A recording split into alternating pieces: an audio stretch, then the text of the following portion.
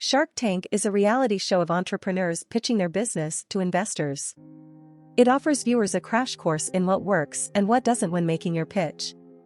The series has been successful with 11 seasons in the US and numerous international spin-offs. The sharks, or angel investors, are well-known and successful business leaders who offer capital and priceless guidance to startups. A sought-after swim in the Shark Tank is a great opportunity for owners to hone their business model. Viewers get direct insight into what to do and, more importantly, what not to do when pitching to investors. Sharks have included sports entrepreneur Mark Cuban, property mogul Barbara Corcoran and Kevin O Leary and Daymond John, plus guest appearances by Richard Branson of Virtue and Sarah Blakely from Spanx fame. Welcome to this channel. If you're not subscribed yet, you're missing out. Now let's head into the depths and learn some business lessons from the sharks themselves. Number 1. Know how low you'll go in a negotiation. The sharks didn't get to the top of the business game by being generous. They are ruthless and will take opportunities at the lowest possible price. Several episodes have shown just how fast they start circling when they see blood in the water. One entrepreneur was presented with the choice of several offers from multiple sharks. She couldn't make an immediate decision during this time. The sharks did some of their own thinking and chatted amongst themselves. When she came back from the break, the sharks offered her lower deals than the originals. Had the entrepreneur done her sums beforehand, she would have known exactly what she could and couldn't accept without hesitation. Before heading into any negotiation, be certain to know your best and worst case figures. Have your head around the different ways figures and percentages could be presented so you're not caught out of your depth. Number 2. Better the shark you know than the shark you don't. One of the most famous sharks is Mark Cuban. His experience and network make him a great investor to have on your team. You can find out more about business lessons from him here. But one thing you do need to know about Mark Cuban before you enter the Shark Tank is when he enters with a deal and tells you the offer is final, he means it. It's critical to your negotiation success to know who you're in the water with, know their strengths and their weaknesses, and understand their blind spots. It's the only way to come out swimming.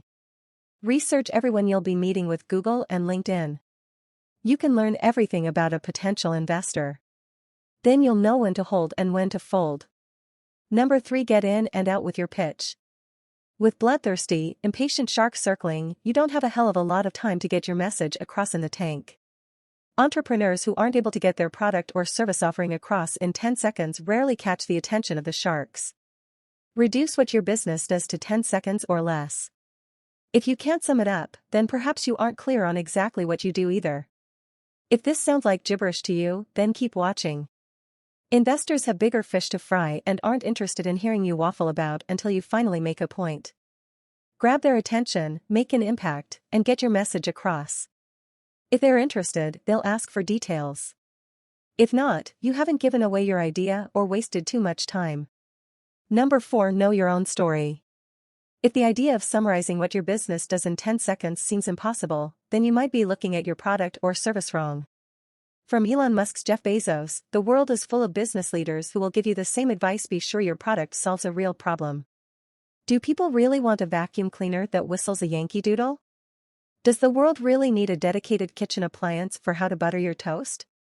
When you see a real-life problem and are able to solve it, then you have a great business on your hands. Sharks are interested in how big the problem is. This shows the market size.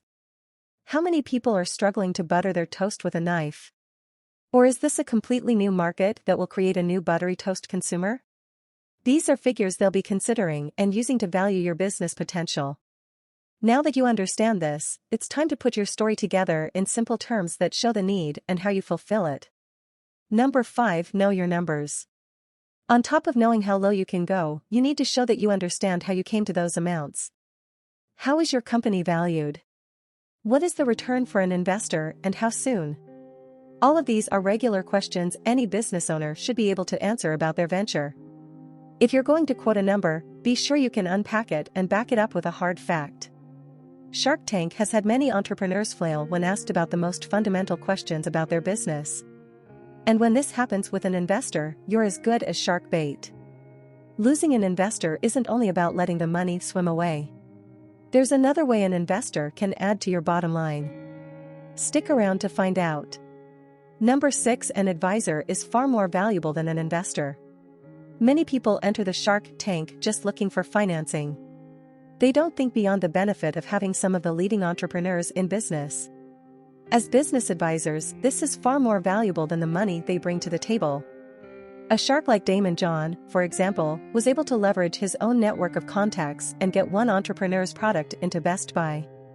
Lori Greiner, the queen of QVC, will consider investing in any product she thinks has potential in her corner of home shopping. These connections are worth millions more than the small investments most entrepreneurs are asking for on the show. Having a successful and well-connected investor on your advisory board is an invaluable advantage to new businesses. Even if you have to settle for less cash upfront, the long-term payoff could be worth it. And, just if you'd like to learn some more about Daymond John, we have a great video about him too. Number 7. Make a good first impression and don't underestimate your presentation. Entrepreneurs who entered the tank with show-stopping and memorable presentations generally fared better than those who didn't. Amazing Lights owner Brian Lim entered wearing an animated head similar to DJ Act Marshmallow. He was selling gloves with LED lights in the fingertips that are popular at rates. The presentation was concise and clear on one hand, with an impressive $7 million annual turnover. On the other, Amazing Lights shook on a deal with the Sharks, Mark Cuban and Daymond John.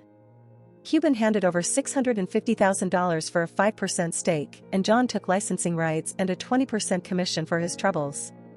Number 8. Listening is the best way to learn.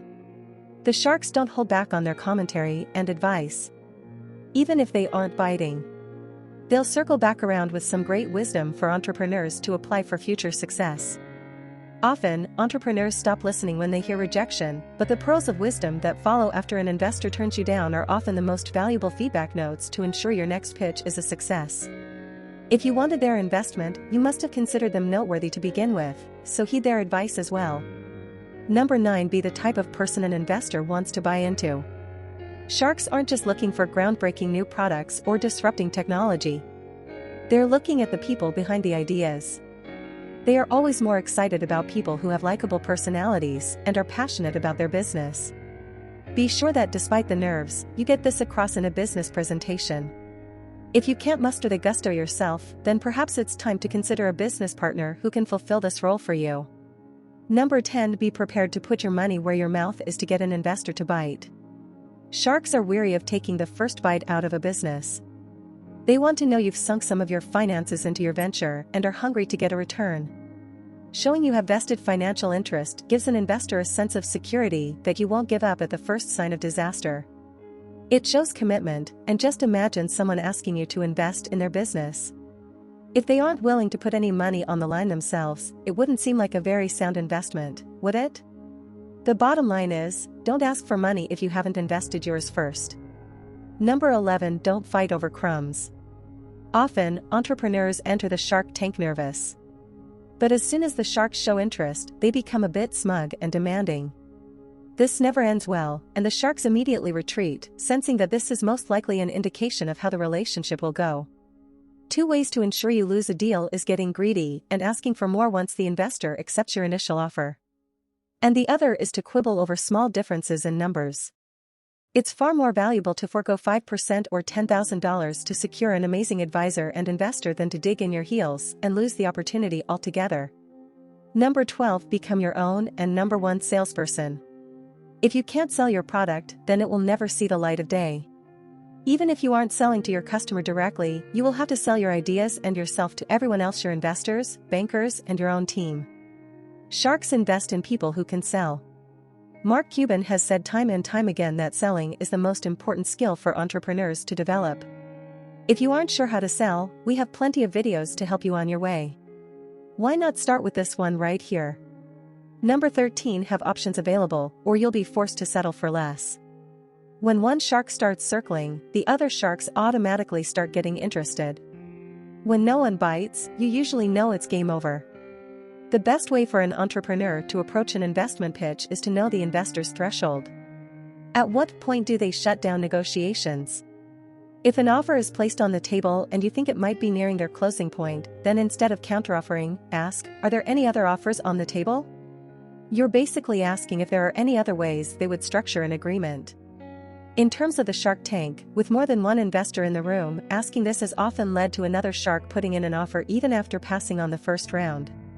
If you can add more than one investor to the deal, you're not only boosting each investor's confidence in your business, you're also spreading the load and adding more members to your advisory board. Number 14. Protect your idea with legal measures. Entrepreneurs entering the Shark Tank are often quizzed about how they have protected their idea and how they'll prevent competitor knockoffs. Many people are scared of entering the patent game, but before you start announcing your ideas to investors with their own money, it's best to protect your idea. A patent is a valuable asset in a company and, if done correctly, can be a great investment. Number 15. Stroke the ego. Don't knock it. Many Shark Tank conversations have sunk fast when the entrepreneur became defensive at the slightest hint of criticism. In that moment when your business is challenged, it's easy to get your back up and give a snappy retort. Instead, take a pause. Perhaps it's some sound advice if the investor has totally missed the mark. Try not to prove them totally wrong, but bring them around to your point of view with phrases like, "What about looking at it from this perspective?" Investors often have big egos, so make sure to stroke them just a little. And with that, we're at the end. Which of these business lessons is most valuable to you?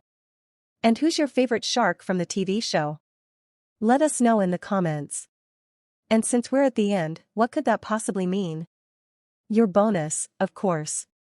Here it is. We told you we would explain how you can still add to your bottom line, even if you don't get the investment cash you were hoping for. Steve Gadlin entered the Shark Tank with a strange idea. His website allows customers to pay for him to draw a cat.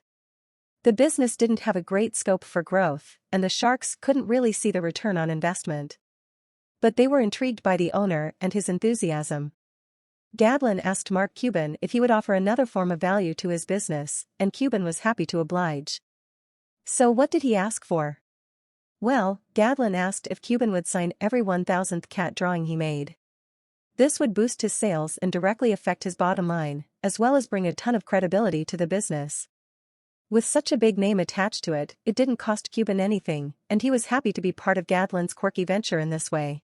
Thank you for spending some time with us. Make sure to like and subscribe so you never miss another video. And we'll see you back tomorrow.